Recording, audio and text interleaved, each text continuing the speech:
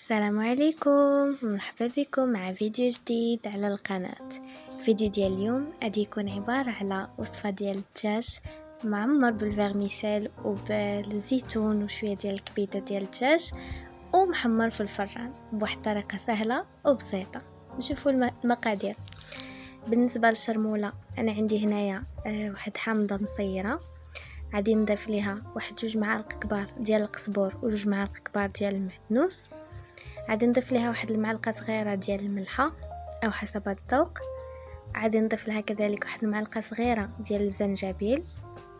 غادي نضيف لهم واحد الملعقه صغيره ديال الكركم او الخرقوم، واحد المعلقه صغيره ديال الفلفل الاحمر، تقدروا ديروا حتى اليبزار انا كنستغنى عليه.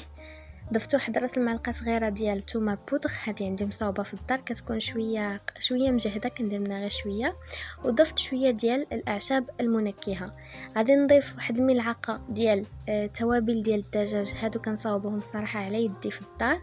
غادي نشارك معكم ان شاء الله الوصفه اولا الخلطه في شي نهار اولا في شي فيديو ان شاء الله. غادي نخلط كلشي مزيان وغادي نجيب يد المهرس ديالي وغادي نحاول انني نسجم اولا بلوتو نمعك داك المكونات ديالي حتى يوليو لي على شكل بوماد. انا من بعد كنزيد زيت الزيتون مقدار 2 معالق كبار باش كنسهل عليا العمليه وكتجي زوينه شرموله. اذا كان ما متوفرش عندكم ثوم بودغ فتقدروا انكم ديروه العادي، ديروا في عود داك المقدار، ديروا 4 ديال الفصوص ديال الثوم وتهرسوهم مع الشرموله عادي جدا. وبالنسبه لليمونه مصيره فانا بطبيعه الحال خديت لها غير اللب ديالها، يعني ماشي بالقشره بكلشي.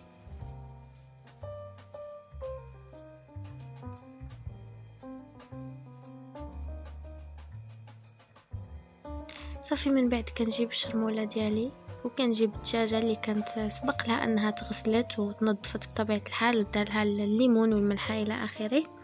فعادي نحاول انني نلبس داك الشرموله للدجاجه وصافي، وغادي نحاول يعني نوصل كاع دوك البليصات باش تدخل الشرموله مزيان، وعادي نخليها تربوزه جانبا باش تشرب داك الشرموله ديالها.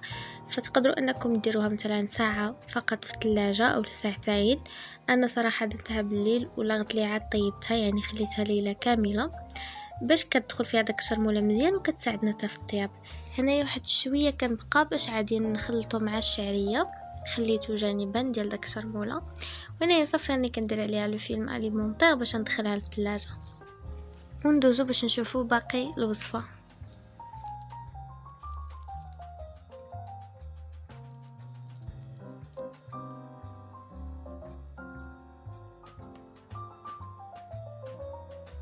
في مقلاة غادي نجيب شويه ديال زيت الزيتون وغادي نضيف ليه واحد البصله، بصل مشلضه اولا مقطعه هكا سنينفات، وغادي نحاول انني نصوتي داك البصيله ديالي فوق عافيه تكون هادئه.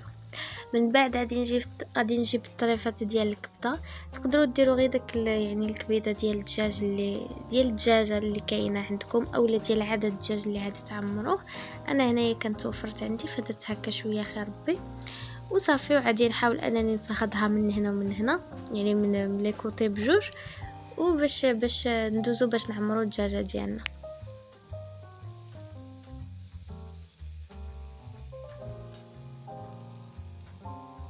بالنسبه للكبيده فاحنا كنا عارفين ان ما كتحتاجش طياب بزاف، داكشي علاش غادي نحاول انني نجد عليها داك المقيله باش طيبها بداك البخار ديالها.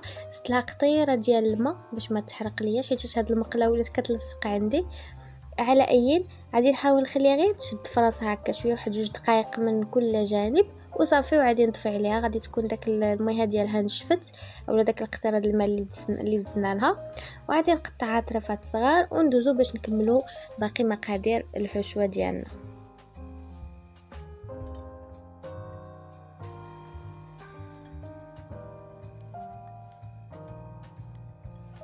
عندي هنايا 2 ديال لي كاغو ديال الشعريه الصينيه ديال الروز اللي سبق لي كبيت عليهم الماء سخون مزيان تطلقوا.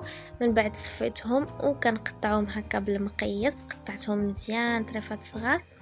غادي نضيف لهم داك البصيله ديالنا والكبيده اللي ديجا يعني صوتينا فوق المقيله، وغادي نضيف لهم الزيتون مقطع هكا قطع الى قطع صغيره. غادي نحاول انني نخلط هاد المكونات هادو، ومن بعد غادي نضيف داك شويه ديال الشرموله اللي خليت من الدجاجه، اللي خليتها مشرموله ديال الدجاجه، باش غادي تطلق لي هكا داك البنه بحال اللي كاينه في الدجاج. صافي غادي نخلط كلشي مزيان مزيان وغندوز باش نعمر الدجاجه ديالي. هنايا غادي نضيف واحد ملعقه صغيره ديال الملحه اولا قل شي شويه على حسب الشعريه ديالنا حيتاش ما فيهاش الملحه، وكذلك داك الكبيده ديالنا والبصله اللي صوتينا. بطبيعه الحال الشرموله راها ما مالحاش بزاف.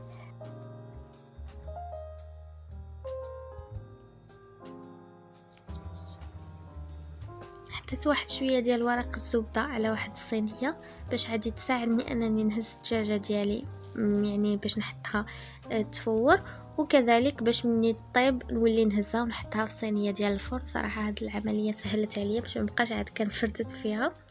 وهنايا جبت الدجاجه ديالي اللي كانت ديجا تروبوزات ليله كامله، الشرموله دخلات فيها وشربتها.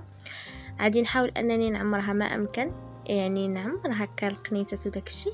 صافي وغادي نهز داك بالورق الزبده بكل شيء، وغادي نديرها في الكسكاس اللي ديجا خليت الماء تغلى مزيان مزيان، وغادي نحطها فيه وغادي نخليها باش طيب على خاطرها.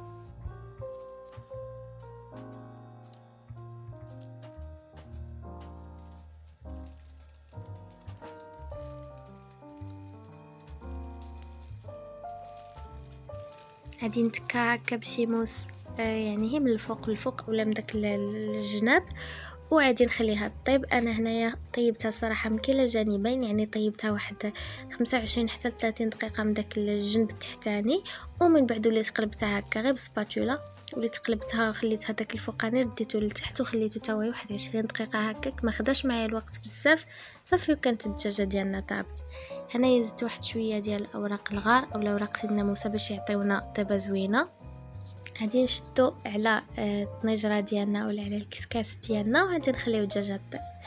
هنايا بعد ما طابت الدجاجه معايا فكما قلت لكم هزيت بورق الزبده بكل شيء، دعمت هكا بيان سور بشويه بواحد سباتول اولا بواحد هكا شبيكه اللي كنهزو بها لي فريت باش ما نقطعش داك البابي حيت كان رهاف مع السخونيه.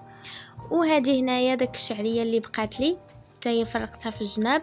من بعد جبت واحد الخليط ديال ملعقه كبيره ديال الزبده عاديه ديال ليطاس، خديت انايا غير لابخيغي، وضفت ليها واحد المعلقه صغيره ديال لا موطارد ديال ديجون. وصافي وغادي نخلط مزيان مزيان، وغادي ندهنهم هكا من الفوق، واخا يعني ما يدهنش مزيان راه الزبده غادي تسخن وغادي تذوب وغادي تهبط على داك الدجاجه، غادي تجي زوينه في المنظر ديالها.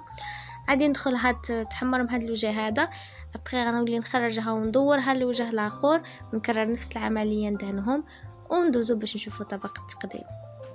وهذه هي الدجاجه ديالنا بعد ما وجدت. صراحه جات كتحمق هائله، ما تفرتت ما تهرست ما حتى شي حاجه، وحتى داك الشعريه مني رديتها معاها صراحه عرفتي جات بنينه خطيره، احسن ما انني كون خليتها غير هكاك. يعني كان حاجه زوينه انني خليتها تحمرت معاي، كنت ساعه هكا كنقلبها بالمعلقه. عندي هنايا خطار ديال الحوته ولا على شكل حوته ديال اينوكس، فرشته بوريقات ديال الخس، وعادي ندير الدجاجه في الوسط كما كتشوفوا، ومن يعني دورتها بالشعريه وكنزوق هكا بشويه ديال الزيتون. عندكم طوماط سيريز حتى هي مزيانه، بغيتو ديروا شلاضه يعني بوحدها ابار هاد الشعريه هذه حتى هي غادي تكون فكره هائله. يعني ضفت حتى شويه ديال هذا قطع ديال الطماطم. صراحه انايا هاد لا فيديو هذه جات الكاليتي ديالها شويه عيانه حيت كانت عندي الكاميرا مضبه، كنعتذر على ذلك. كتجي وصفه اللي سهله بزاف في التحضير ولكن لذيذه بزاف. داك الشرموله اللي حضرنا وبطبيعه الحال بالشعريه الى اخره. كيجي الدجاج من الداخل رطب بحال الزبده وكيجي مقرمش من برا. نتمنى انكم تجربوها بهذه الطريقه ديالي، ما غاديش تندموا عليها. نتمنى انكم تكونوا يعني استمتعتوا معايا في فيديو ديال اليوم، وتكون الوصفه نالت الاعجاب ديالكم، تكونوا استفدتوا معايا ولو القليل. نتمنى انكم تكونوا في صحه جيده، وبطبيعه الحال ما تنساوناش بالبارطاج ديال الفيديو مع الاصدقاء والاقارب ديالكم. ديروا جيم اذا عجبكم الفيديو، خليوا لي تعاليق لاش لا، يعني اذا كانت عندكم شي اضافه او لا ملاحظات. نتمنى انكم تكونوا في صحه جيده مره اخرى، الى فيديو قادم ان شاء الله. السلام عليكم.